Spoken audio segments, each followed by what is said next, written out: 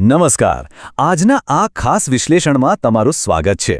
નાનપણથી આપણે રામાયણની કથાઓ સાંભળતા આવ્યા છીએ, ખરું ને? અમુક કથાઓ તો સીધી આપણા હૃદયમાં વસી ગઈ છે. પણ ક્યારે વિચાર્યું છે કે જે વાર્તાઓ આપણે પેઢી દર પેઢી સાંભળતા આવ્યા છીએ તેનું મૂળ ખરેખર ક્યાં છે? આજે આપણે એક એવા જ મોટા રહસ્ય પરથી પડદો ઉઠાવવાના છીએ. એક એવી કથા જે દરેક ભારતીયની અતૂટ શ્રદ્ધા સાથે જોડાયેલી છે. તો ચાલો ફટાફટ શરૂ કરીએ આ રસપ્રદ સફર. તો સવાલ એ છે કે શું શબરી માતાએ ખરેખર ભગવાન રામને આપતા પહેલા બોર ચાખ્યા હતા, મતલબ કે એંઠા કર્યા હતા? આપણે સૌએ આ અત્યંત સુંદર અને ભાવનાત્મક વાર્તા સાંભળી જ છે.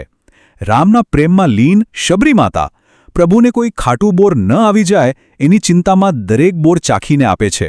આનાથી મોટું ભક્તિનું ઉદાહરણ શું હોઈ શકે, રાઈટ? પણ અહીં એક બહુ મોટો સવાલ ઊભો થાય છે. શું આ એંઠા બોરની વાત ખરેખર આપણા મૂળ પ્રાચીન રામાયણમાં લખેલી છે?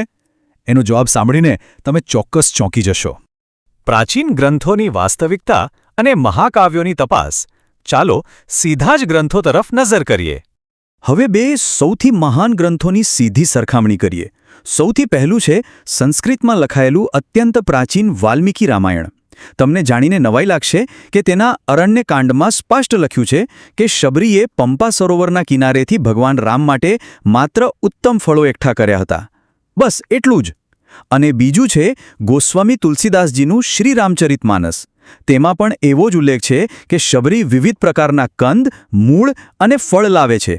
સૌથી મોટો ટ્વિસ્ટ તો એ છે કે આ બંને મહાન ગ્રંથોમાં ક્યાંય પણ બોરને ચાખવાનો કે એંઠા કરવાનો કોઈ ઉલ્લેખ નથી. જી હા, મૂળ કથામાં માત્ર શ્રેષ્ઠ ફળો અર્પણ કરવાની જ વાત છે.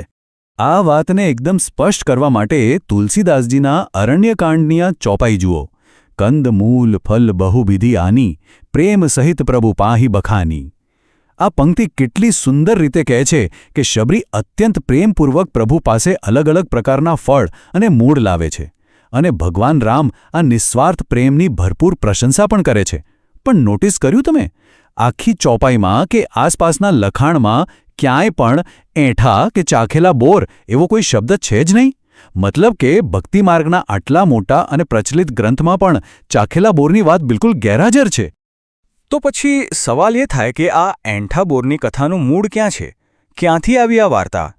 ચાલો આખી ટાઈમલાઈનને સમજીએ. જેમ આપણે જોયું, પ્રાચીન કાળમાં વાલ્મીકી રામાયણમાં તો માત્ર ઉત્તમ ફળો અર્પણ કરવાની જ વાત હતી. પણ વાર્તામાં અસલી વળાંક આવે છે છેક 15મી સદીમાં. આ સમયગાળામાં લખાયેલા ઓડિયા રામાયણમાં ઇતિહાસમાં પહેલીવાર એવો સ્પષ્ટ ઉલ્લેખ મળે છે કે શબરી ફળ ચાખીને આપે છે.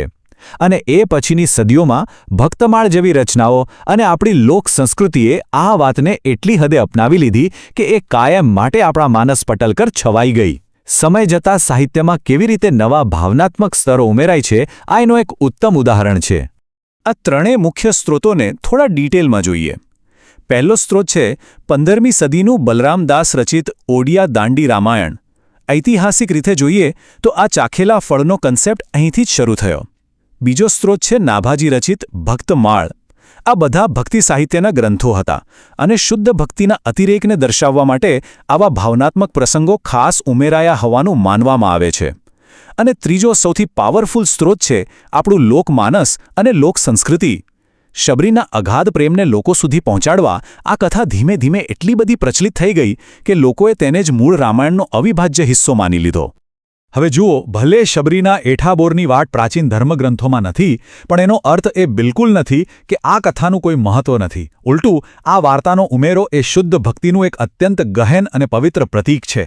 તે બહુ જ સુંદર રીતે આપણને સમજાવે છે કે કેવી રીતે સ્થાનિક લોકકથાઓ અને લોકોની અતૂટ શ્રદ્ધા આપણા આધ્યાત્મિક ઇતિહાસને સતત આકાર આપે છે અને તેને વધુ સમૃદ્ધ બનાવે છે. ભક્તિનો પ્રવાહ એટલો મજબૂત હોય છે કે તે ધર્મગ્રંથના સીમિત શબ્દોની બહાર જઈને પણ સીધો લોકોના હૃદય સુધી પહોંચી શકે છે. તો અંતે એક બહુ મોટો અને વિચારવા જેવો પ્રશ્ન ઊભો થાય છે. શું શુદ્ધ ભક્તિની સાચી અભિવ્યક્તિ બનવા માટે કોઈ કથાનું મૂળ પાયાના ધર્મગ્રંથોમાં જ હોવું ખરેખર જરૂરી છે? શબરીના એંઠા બોરની કથા ભલે મૂળ રામાયણમાં ન હોય, પણ તેણે સદીઓથી કરોડો લોકોના હૃદયમાં પ્રેમ અને સમર્પણના બીજ રોપ્યા છે.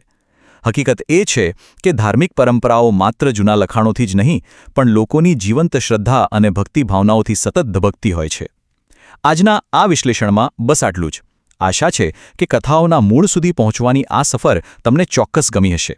આવી જ રીતે નવું જાણતા રહો અને વિચારતા રહો.